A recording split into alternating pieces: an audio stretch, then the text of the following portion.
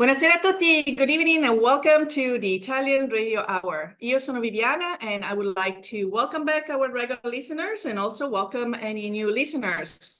Also be sure to like us on Instagram and Facebook at Italian Radio Hour and subscribe to our YouTube channel to catch up on any past video interviews. Vorrei dare il benvenuto ai nostri ascoltatori da tutto il mondo, grazie per essere con noi anche oggi mentre continuiamo il nostro viaggio per la cultura italiana e per l'Italia. So in today's episode, we are going to dive into a deep journey through 5 generations of the Agnelli family, a household name that many people associate with Fiat, with journalist and author Jennifer Clark. In L'Ultima Dinastia, we will learn about the evolution of the Agnelli family. We will cover also some less known facts that Jennifer uncovered through her interviews with the family. We will talk also about the role of the women of the Agnelli family that maybe had not been covered as much by the media, and the context in which Jennifer frames the evolution of the Agnelli dynasty is also the evolution of Italy from 1899 up to our days. So sit back and relax, don't go anywhere, ma prima pubblicità. Parli italiano? Do you want to learn, improve, or master your Italian? Istituto Mondo Italiano can help. Located in the heart of Regent Square, Mondo Italiano offers small group classes and one private tutoring in person and online to help you learn Italian in no time. Visit us online at istitutomondoitaliano.org. Jennifer, welcome to the program. It is a true honor to have you. Thank you. It's an honor to be here. Well, as soon as the book came out, which is now my reading. I was captivated because I was born in 1970. I was still living in Italy up into the 90s. And so needless to say that as soon as you turn the TV on, there was something about the Agnelli family. So I'm sure our listeners, whether they grew up with the Agnelli family or maybe own a Fiat or have seen a Fiat or they root for Juventus, they probably are somehow acquainted with what you call the last dynasty. But before we dive into the actual story, I'm interested in finding out about your story and how your journey took you to Italy. Yes, thank you. Well, I'm interested too. It's a long story, but I grew up in Chicago, Illinois. I'm not Italian, and I did a junior year abroad. I was at Loyola University in the 80s, and Loyola, being a Jesuit university, had a program in Rome. And so I thought I had always wanted to go and travel, like most kids, and I just jumped at the chance to go to Rome for a year. And when I arrived, it was 1981. I was just thrilled with the different. I mean, there couldn't be 2 cities that are more different than Rome and Chicago. I mean, it was just amazing. I think what struck me most about Rome was the fountains, fountains everywhere. Apart from the Colosseum, the big monuments that everyone knows about. The idea that a city could be built not for cars, a city it was built for people and carriages. And I just immediately loved Rome, like so many people before and after me, and people still come now in droves. So I'm among a very good company of people that love Italy. And I decided I was always interested in writing. I decided to become a journalist in an unusual career path by staying in Rome, by living in Rome. I decided I wanted to be a foreign correspondent. And so I started working when I graduated in 84 at the Chicago Tribune. And I'll always be thankful to my boss, Uli Schmetzer, for hiring me as an assistant, as a secretary. And I just, there was a very close-knit community of correspondents at that time. All the big newspapers still have huge budgets. So the Washington Post, the New York Times, LA Times, they all maintained these very large offices, staffs. And it was a very good time and place to learn about journalism. So I'm very grateful to have had that opportunity.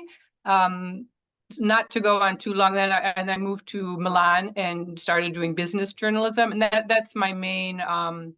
And that's what I stuck with, business journalism. I was recruited by Bloomberg News in the mid '90s. I was one of their first hires in Italy, along with my colleague Gregory Viscusi. And Bloomberg was a young news organization. No one had heard of it. It was really a challenge, even getting people to talk to us at times, because no one had heard of it. I mean, it sounds crazy now. Everyone knows Michael Bloomberg now, right? But at the time, it was, Michael Bloomberg was still running the company. I had the privilege of meeting him several times when he flew over to he used to come to Italy to do sales of the Bloomberg terminal to clients. And so that was a big help. And then I worked at Reuters, Dow Jones Newswires. I was a bureau chief at Dow Jones Newswires from 2000 for 10 years. So that was working for Wall Street Journal. It's part of the same group. So yes, I covered Fiat, also familiar with the Agnelli family, right? Because Viviana, as you said, if you live in Italy, I've lived in Italy since the 1980s. Gianni Agnelli, everything he said was news. Anything Gianni Agnelli said was news. If it was about Fiat, the economy, international relations, Ferrari, or Juventus, anything. And so the man was omnipresent. And as you know, and most of you people watching, thank you for joining us, know that Fiat touches every part of the Italian economy. Not as much anymore, but at the time when I first arrived in Italy. So it was omnipresent in my life. And now I've left journalism and I'm a writer. I write for companies, I do corporate communications. So one of the points you touched, although we're going to kind of start from the very beginning, is the fact that, there is Agnelli written everywhere. And for someone that inherits that last name, it might be some troublesome. And for some within the family, that was a big load, sometimes too big to carry. But we're not going to spoil it. We're going to start a little bit because I'm interested in the history of the family. And so can we go back all the way to Giovanni to 1899 and tell us a little bit about how Fiat was actually created? Yes. It's fascinating because Fiat is an older company than Ford Motors. Fiat was founded before Henry Ford, 5 years before Ford. So Fiat's been around a long time. It's been around since the dawn of the automobile age, at the end of the 1800s, after the internal combustion engine was invented in Germany and also in Italy. And it was a kind of common, many inventors were working to develop the a motorized transport. The first automobiles were appearing in Germany and France on the streets, and in Turin, where Giovanni Agnelli lived, who was from a family of entrepreneurs. Okay, so he had a very entrepreneurial mindset, the Fiat founder, Giovanni Agnelli. He and a group of other investors, 8 people, decided let's hop on this bandwagon. We got to build a car factory. We can't just sit back and let the French, the Germans, I don't know how much they knew about what was going on in the US. But I'm sure they did, because news traveled fast even back then at trade fairs and word of mouth. And so this Fiat was founded by 8 people, of which Giovanni Agnelli was really almost the only entrepreneur. Most of them were financial investors. They were wealthy landowners, aristocrats, lawyers, stockbrokers, and they put up this huge amount of capital and built a very large auto factory in 1901 that was inaugurated by the member of the royal family, actually. And so the story would have, they were one of many at the time, because they were not the only people making cars in Italy and in Europe, because there was Benz, there was Daimler, there were French manufacturers. But Giovanni Agnelli, among the founders, was the only one looking at the records, who really seemed to like the other founders just thought, oh, this is great, it'll give me dividends, it'll give me, you know, a side hustle, maybe, as we would call it today. And Giovanni Agnelli really realized, like, no, we are at the dawn of a new age. And this automobile, not only the automobile, but the motorized, you know, the internal combustion engine is going to change rail, you know, it had already changed rail, but anyways, agriculture, war, I'm forgetting buses, another early Fiat product, trains. Yeah, I said already. No, marine. Fiat was a very early investor in making marine engines for boats. So Agnelli very aggressively pushed into this new business, breaking a lot of social barriers because he was not a member of the aristocracy as the other investors were. So he broke a lot of social barriers. Very early on, he gained the political backing of the prime minister of the government at the time, headed by Giovanni Giolitti, who also, you know, saw this new business as a way to create prosperity in Italy. Italy was a very poor agricultural nation. We can't forget that turn of the century, early 1900s, end of 1800s, people were emigrating out of Italy in droves because there was no work. And so the government, Giovanni Agnelli and Fiat, very, very quickly found favor with the government, and then World War I, Libya, and then World War I, it became one of Italy's largest companies. So that, in a nutshell, is how it got started and how it became so big so fast. And so we talk about the First World War. You know, actually the two world wars that see them. And then obviously we have also fascism. So how was that managed, that delicate balance and rapport? Do they remain in Italy? Did they move abroad? Well, that's a good question. And can I just say, historians, I'm not a historian, I'm a journalist, historians, I'd like to see a lot more research into the links between fascism and industry in Italy. We don't even have any records of how the Fascist Party was funded. You know, there obviously were strong links. But going back to World War I, just briefly, Italy created a modern air industry. Didn't you know, the government funded several companies to make airplanes. So Italy left. By the end of World War II, Italy was more of an industrialized nation. And so that meant, at the advent of fascism, which, as you recall, the March on Rome was in 1922, right? You know, Fiat was well established when Mussolini came to power. Giovanni Agnelli, the founder, who by then had a son named Edoardo Agnelli, who was also working at his side, was a very powerful man. He was, you know, a force to be reckoned with. He was the head of one of Italy's largest companies and one of Italy's largest workforces. So Mussolini and Giovanni Agnelli had a very interesting relationship because they were both power brokers. And obviously the industrialists did support fascism for many reasons, because it brought labor peace with methods that, as we know, were violent. Because the definition of fascism is the use of violence for political ends. But the industrialists were never keen, you know, they were never keen, like, as a category. Mussolini always suspected them. So Mussolini was in power for 20 years, as we all know. And during that time, Fiat created a people's car. What then became the Fiat 500 was originally created under the fascist regime, not at the request of Mussolini, but the idea was to create a cheaper car. Yeah, and so, you know, it was a trade-off between, you know,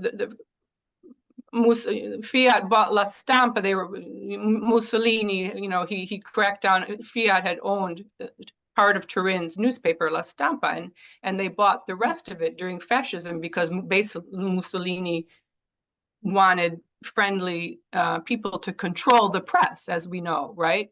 And so there was an exchange. Giovanni Agnelli, in my view, was never a fascist. He joined the party very late, whereas his son Edoardo, who grew up, came of age, was in his 30s at the time, was more of a keen party supporter. But Giovanni, he went. The quote that we hear Gianni Agnelli had said in the 70s and in the 80s was Fiat supports the government by definition. In Italian, it's Fiat è governativa per definizione. And that was something that Giovanni Agnelli first said, a very cynical comment during fascism. We support the government by necessity. And that really sums up his attitude. Yeah, the founders. So we have Giovanni, that we're moving into Edoardo. What can you tell us about Edoardo? Did he keep in line? Was he an innovator? You maintain the status quo? Yeah, well, give us a sense of who Edoardo was. Thank you. He's a difficult person to research because unfortunately he died in an airplane accident in 1935 when he was 40. Like 42, I think he was. And there's, Vivian, there is virtually no archive material on him. Nothing like he had 22 vice chairmanships and board memberships in all of the various Fiat businesses, but he was still very much in his father's shadow, except for his amazing role in founding and building Juventus, the football club, into what it is today. I mean, that was really where Eduardo Agnelli made his mark, because the club had already been founded, but when he became chairman in the 30s, he really realized that football was becoming a business already, but he really realized that the world was on the cusp of a new age with modern communications, and sport was going to become a business. And so he applied managerial criteria to running Juventus, and he did, as we've seen, an amazing job, and the family still owns it. So Eduardo was, unfortunately died before he could, take over at Fiat, leaving 7 children of, Gianni Agnelli and his siblings, and his wife, Virginia Agnelli, who's a princess, a Roman-born princess whose mother was American, Jane Campbell. So we don't really know much about Eduardo. He had his funeral was like a massive state affair and was attended by, members of the fascist government, people saluting, with the fascist salute. And there is documental evidence that Eduardo did support the fascist party also with donations. So if he had lived after the war, he might have, I don't know. It's hard to say what would have happened, because it's assumptions. Yeah, because when Italy, after September 8, as we know, Italy decided to surrender, although it's not obviously often called that, but they early on, everyone realized in 1943 that Germans wouldn't win the war. And the Agnelli family and Fiat were very influential in the whole period of what happened before, during, and after September 8, and they rejected fascism wholeheartedly at that time. So you mentioned now Virginia, and we have 7 children. You indicated Gianni and siblings. We started to see also women in the Agnelli family being somehow active, or they're still in the background? Yes, that's a great question. The founder's wife, Giovanni, remember him, Giovanni Agnelli? her name is Clara Bozelli. She was never active. She wanted no part. She did not want to be a society hostess of one of Italy's most prominent businessmen. She wanted to sit and read in her country house and, you know, raise her children. And so we know virtually nothing about her. I mean, I really had to, some family members helped me reconstruct a little bit her life and personality. Whereas Edoardo's wife, Virginia Bourbon del Monte, was a real, she was really outgoing, had a lot of personality, loved being married to the Fiat heir, loved entertaining, unconventional woman. Yeah, there they are. Some of the Beautiful woman, half American.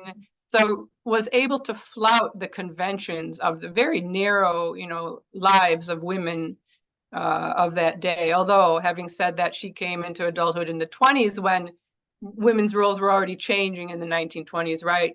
Flappers, short hair, no more corsets, you know, the jazz age, women could smoke.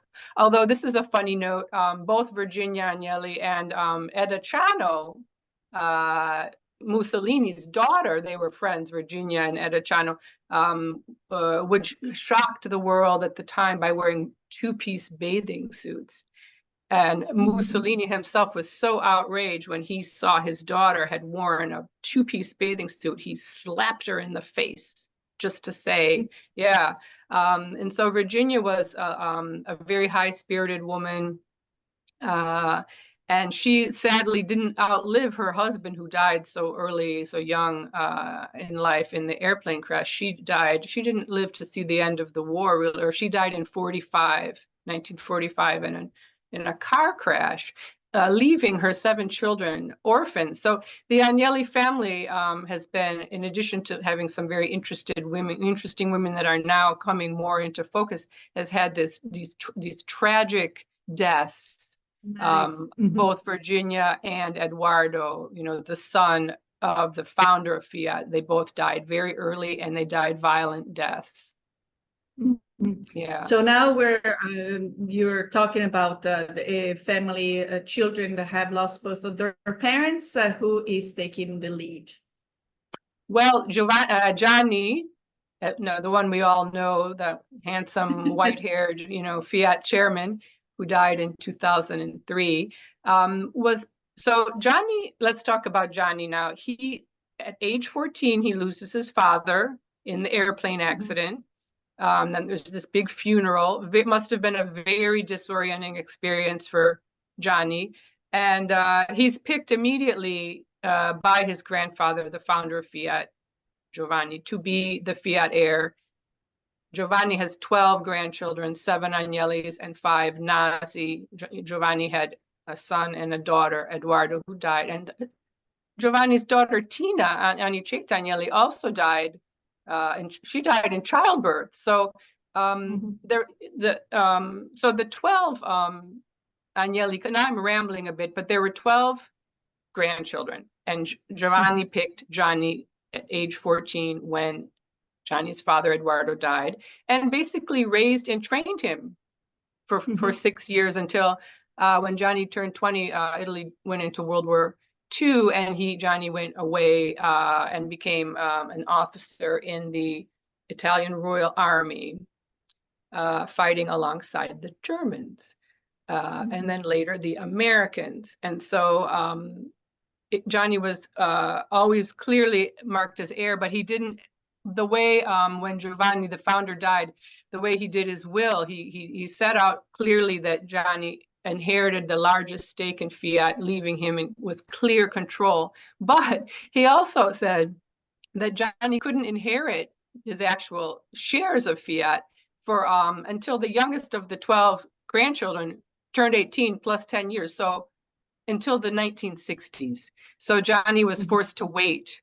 You know, he wasn't, you know, he was not poor by any means. He had a huge allowance, and he had a you know, he was vice president of Fiat, so he was involved in Fiat, but he didn't actually own, you know, the company himself. It was a way of putting checks and balances to yeah, there was checks and balances, so he had all that time to make sure that all the children would be taken care of.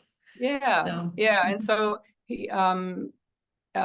he was clearly the thing to point out in all of this explanation is really two things. One, Gianni Agnelli was forced to wait, and so I think that's one of the reasons why he became a playboy. He had time to wait, and then the other is that why is the Agnelli dynasty so long-lived and so successful? Because the founder of Fiat made a clear choice that one person would be in control and all the others would have to just defer to that person.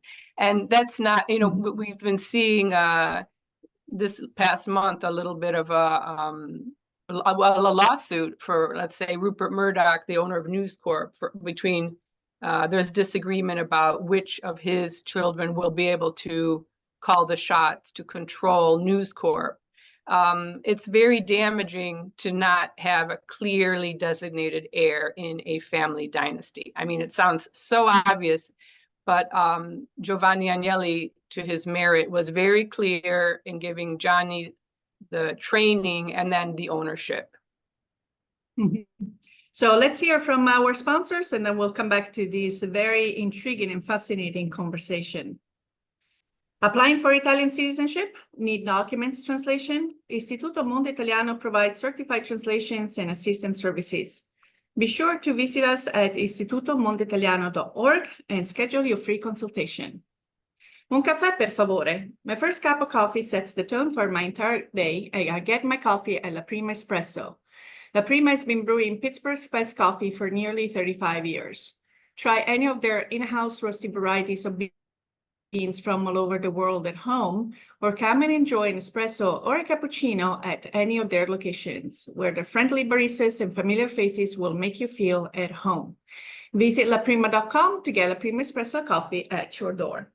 Well, what point that you're touching is very fascinating when you have these kind of dynasty, and you said that their strength was indeed to identify someone that will carry on the business. That's not always the case. There could be a couple of different instances. Maybe the family doesn't have kind of the male hair, so to speak. Unfortunately, that's, for the longest time, also how it worked.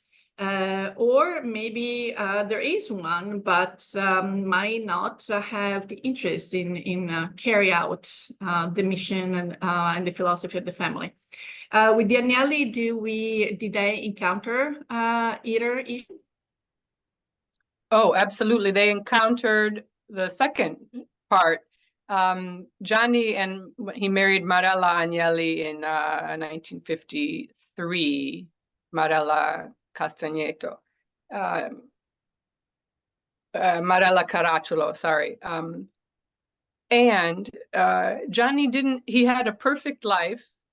He inherited this massive company. He was handsome, charming, wealthy. Marella was a princess from the Caracciolo family of Naples, an immensely cultivated woman, talented, artistic. But their two children, the marriage didn't produce an heir to Fiat.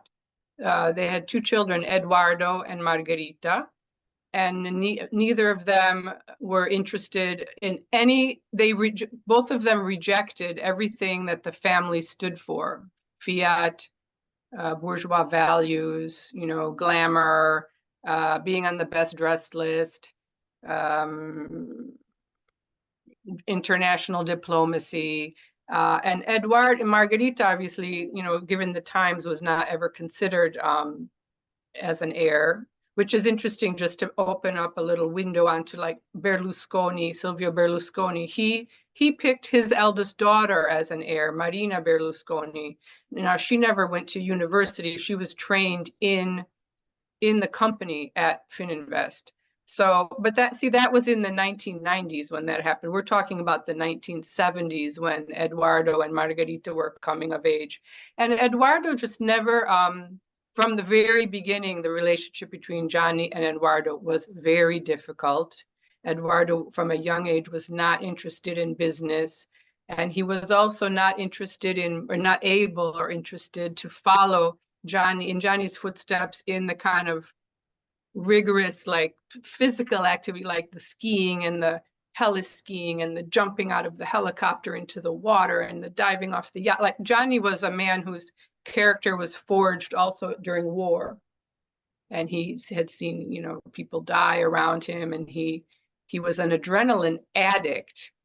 And his son was just a bookish guy. And he, you know, when Gianni said, "Oh, let's dive off the yacht," Eduardo's reaction was like, "No, let's not," you know. Eduardo was just from, you know, I found his Princeton transcripts when he almost flunked out on his first year at Princeton. He was just not, you know, he was not cut out for a managerial role. And so that can happen, right, Viviana? As you pointed out, that can happen. And it happened in this case, in this family, leaving Gianni with, you know, it must have been very painful for him when he first realized that his son wouldn't follow in his footsteps. And didn't. So needless to say, what happened next? So who do we see intervening or being appointed? Well, for a short time, Gianni's brother Umberto Agnelli's son, Giovanni Alberto Agnelli, who everyone calls Giovannino, was being groomed to run Fiat. He was being groomed to run Fiat. He had inherited Piaggio, and also became an executive at Piaggio, and had done well there. He had given several interviews. He was publicly anointed, let's say, as the person that would eventually become the chairman of Fiat. By the mid-90s. So Edoardo had long been out of the running by then. Edoardo was arrested in Malindi in 1990 for possession of a small amount of drugs, which later he was let off. But the ensuing scandal, he was just sidelined after that 1990 arrest. And so for a few years, Giovanni Alberto Giovannino was the golden boy. He was perfect for the role. I mean, he was absolutely perfect. He studied at Brown, handsome.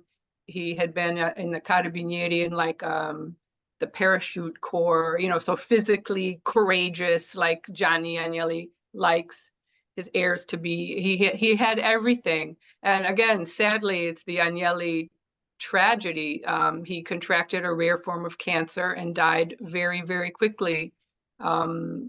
Just able to see, you know, live long enough to see the birth of his daughter, Asia. He married, he got married and to an American woman, Avery Howe, and then months after the wedding was diagnosed with cancer, leaving again the Agnelli family with no heir. They were back to square one. But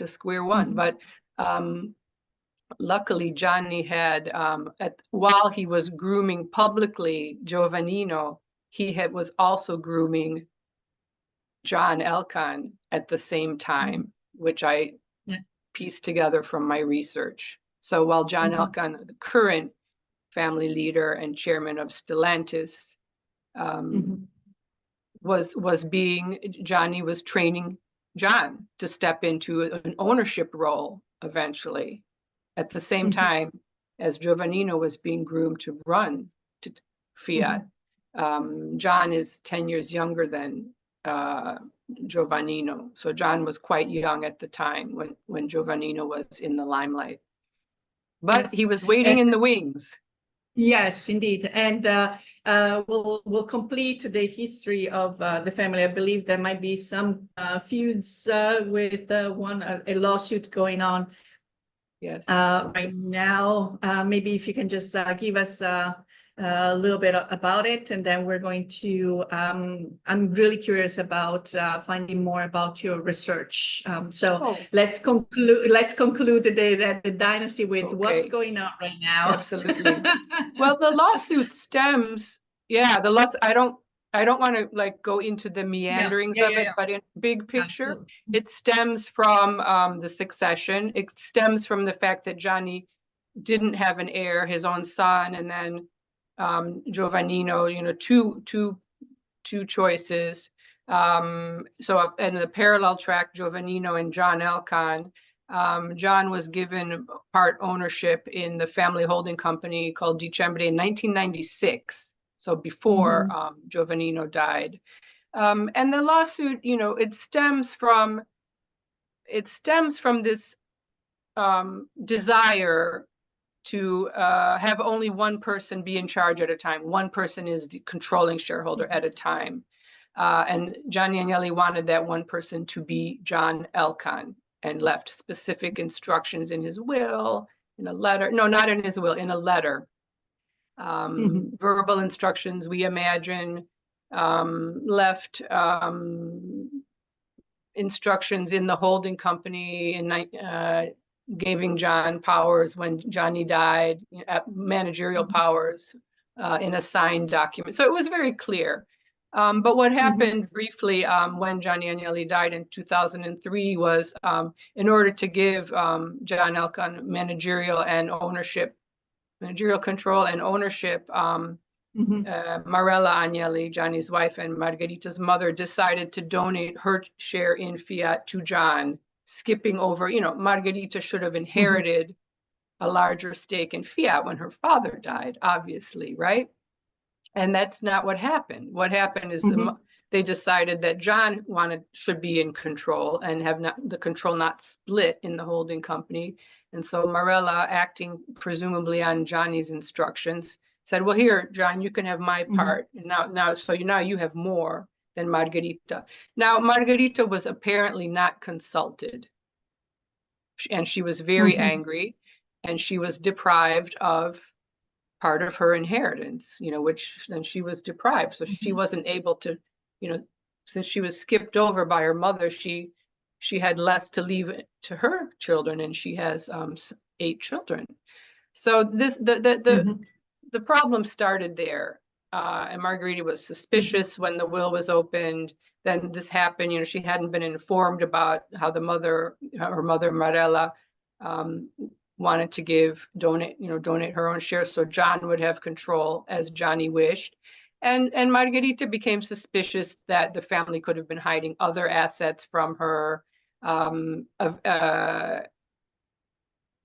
she was eventually informed a few months after Gianni's death about offshore holdings that Gianni had, trusts in Liechtenstein, and those became part of the settlement that she did with Marella. So she contested the will, was given access to assets, informed of assets that Gianni had overseas, offshore, in a tax shelter, did a settlement with Marella to divide those assets, got a large part of Gianni's wealth, but you know, poisoned the atmosphere. When she signed the agreement with her mother, she was not satisfied. She said she signed it hastily, and so from this agreement in 2004 that Margherita was, so all the problems stem from this agreement that Margherita and her mother did to divide up Gianni's assets that Margherita says was not transparent. They were not forthcoming.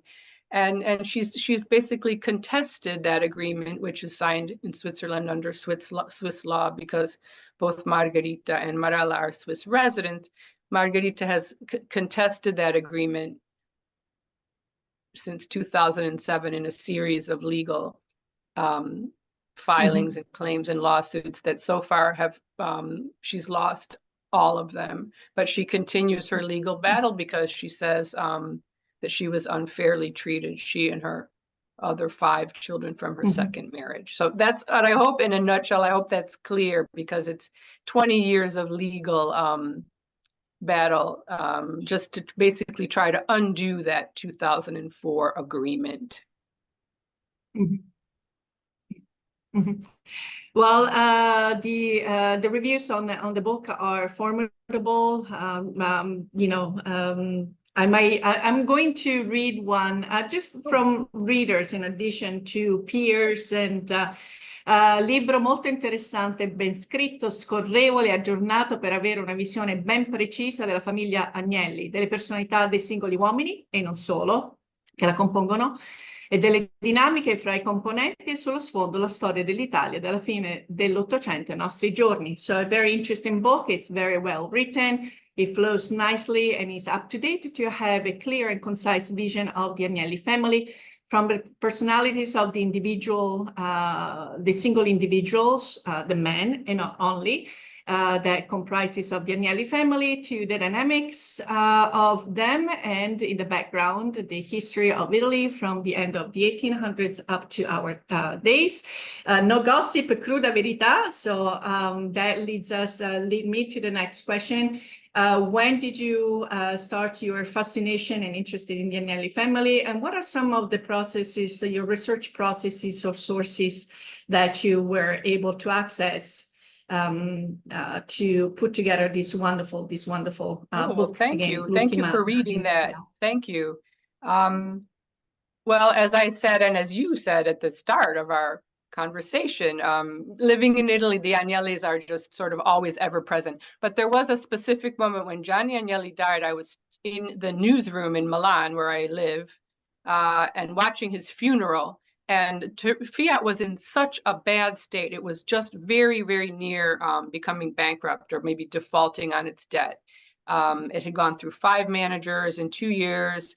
And I remember, and there was this undertone of fear. And I remember, not even an undertone, I mean, people on the news that were going to the funeral, and basically all of Turin turned out for Gianni Agnelli's funeral. I'm sure some of you viewers might have seen some of the news footage. It was pretty amazing. And I remember feeling like afraid, me personally afraid, thinking, gosh, what's going to happen now to all these people in Turin that work for Fiat? What if this company goes bust? What if it's broken up by its creditor banks? What if it's sold to GM? You know, it had an agreement, Fiat Auto. General Motors could have bought Fiat Auto. And then what would have happened? You know, Fiat Auto owned by a foreign company in Detroit. It all just seemed so worrying, and I felt that fear, and so as I covered the news story going forward, when Sergio Marchionne arrived, wonderful Italo-Canadian manager, in 2004 and took over.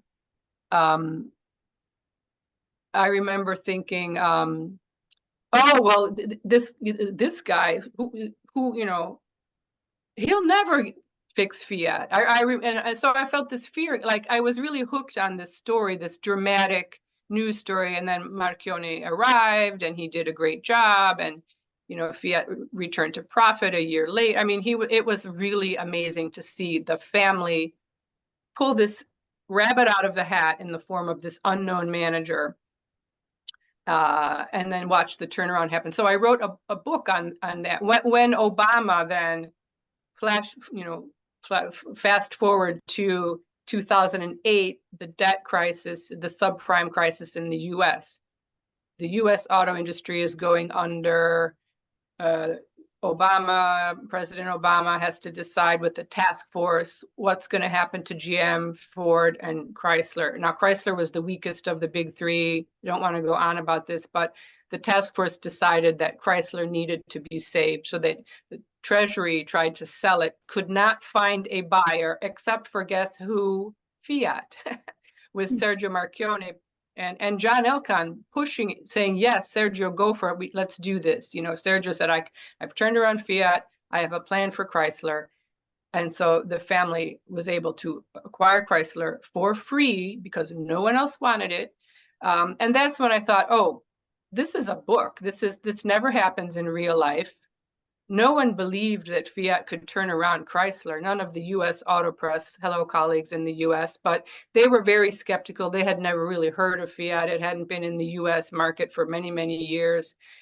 So I wrote a book with the help of Marchionne. I interviewed him 3 times. I interviewed John Elkann several times, and I got to interview some amazing people that are no longer with us, like Cesare Romiti, Gianluigi Gabetti, who was the family advisor, instrumental also in steering Fiat out of the troubles after Gianni Agnelli's death. And so that's how so then I did that, was fascinated by the Agnelli family. That book came out in 2011.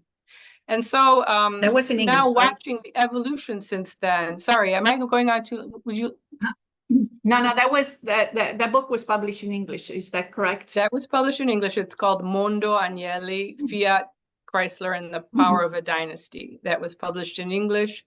And so in the ensuing 10 years, now we're in 2024, I just watched the family continue to prosper, like John Elkann, a very young heir, untested, took over when the company was doing poorly, almost bankrupt, then steered it through an acquisition in the US, a merger with Chrysler, a spin-off of Ferrari, creating a lot of value. I mean, the value created in the stock market by this transformation of Fiat into a global company has been really unusually high.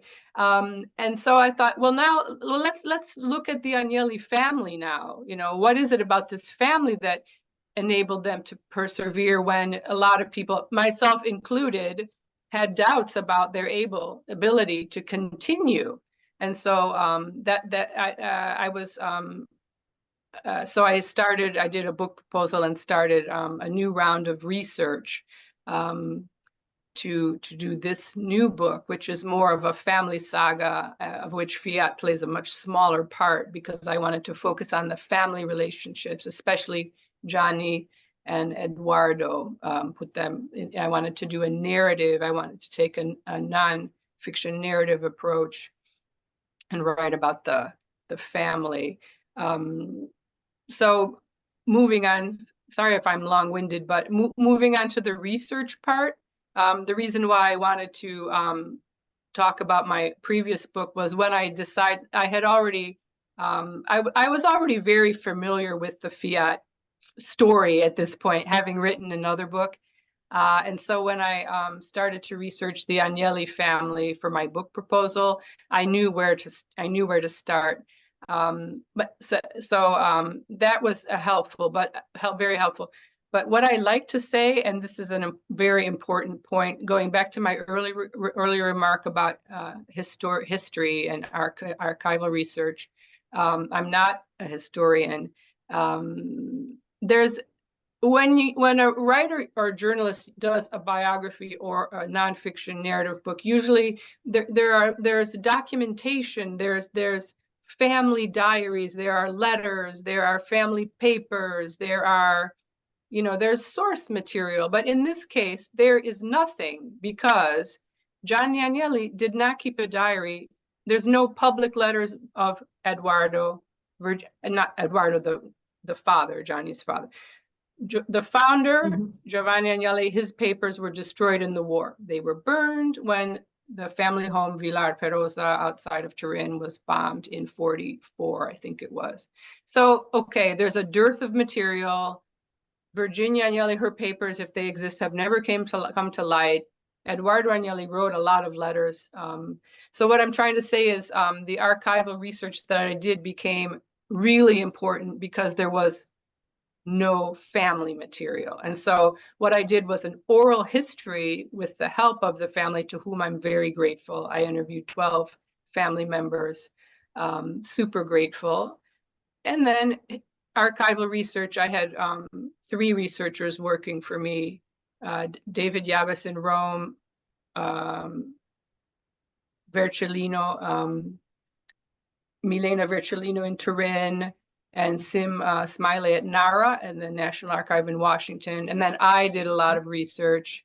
For the first time, Davide Yabas in Rome got to, the Vatican archives have just been open, not just been open, but have been open for maybe 4 years now, and no one had ever looked for Agnelli letters or references in the Vatican archive, so we did that. And especially in the US at the State Department, or there's a fair amount of material about the Agnellis and Fiat. So that archival research was key to reconstructing lots of parts of the story. Even so much so that, like, when I had always heard that early on in their marriage, Gianni and Marella left Gianni after, like, he cheated on her one time too many and went to Argentina. And I always tried to confirm, like, did this happen? Did this not happen?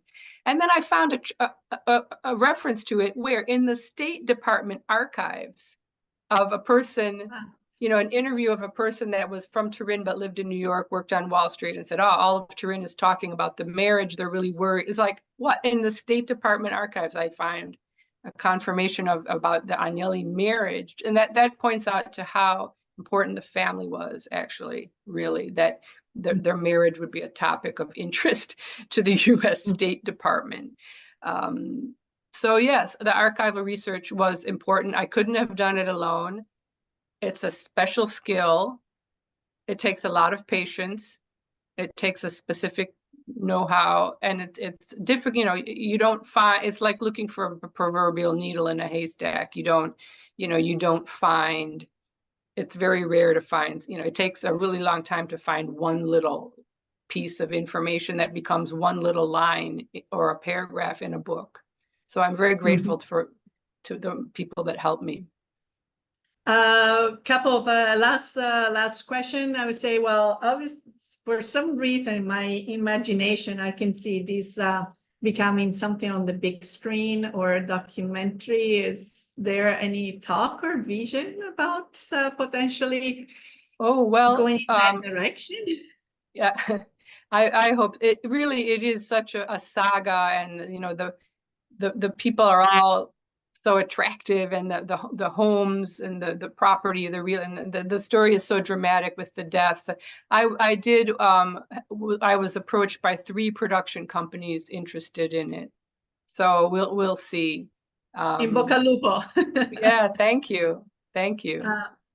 So the last comment before we go into closing. Was there something that surprised you, I don't know, positively or negative, you know, as you started to investigate, study more of the family, or a message that you would want the audience to take in about the Agnelli family? Oh, thank you. Well, what surprised me was Gianni Agnelli turned out to be a person that had a lot less choice in his life. Like, he's a man that had everything, but then he had no choice to do of anything in his life. Like, his whole life was laid out for him, even the woman he married. So that was shocking. Interesting to see how he dealt with it in this. He turned his life into like a movie, you know, in a way. A production. And he was called, and he said L'Avvocato, the lawyer, was his nickname, and he said he told his priest before he died, it was a stage name. I guess the message is, if you know, I don't know, what I tried to do was show the development of Italy through the eyes of this one family. And so Fiat is criticized, the family is often criticized now because of the choice of bringing the headquarters of Fiat outside of Italy. You know, Fiat is now part of Stellantis, but that Italy is a manufacturing, you know, we associate it with food and fashion, but Italy is a auto manufacturing country right from the start, and it continues to be so. And it continues with Ferrari, which is also still owned by the Agnelli family, and it's quite a feat, you know, that the family has some very bad publicity right now, but the fact that they're still out there fighting is an achievement. So I think that this is the message of the book. Mm-hmm. Well, unfortunately, our time together is up. Il Big Ben ha detto stop. It's time for us to say arrivederci e alla prossima. We want to thank you for tuning in into the program. If you have any questions or comments, or if you have any topics you would like us to address, please contact us at theitalianradiohour@gmail.com. We would love to hear from you. And remember, if you or any of your family and friends have missed a prior episode or would like to listen to this episode again, subscribe to the Italian Radio Hour on YouTube YouTube or where you catch your favorite podcasts. I would like to profusely thank my guest, Jennifer Clark, for taking time during the summer break to talk to us. Again, this is a must read. If you are in Italy, procure this, or otherwise you can go on Amazon. It's published by Solferino, L'ultima dinastia. I would like to thank our sponsors, Istituto Mondo Italiano and La Prima Espresso. Until next time, alla prossima. Ciao, ciao.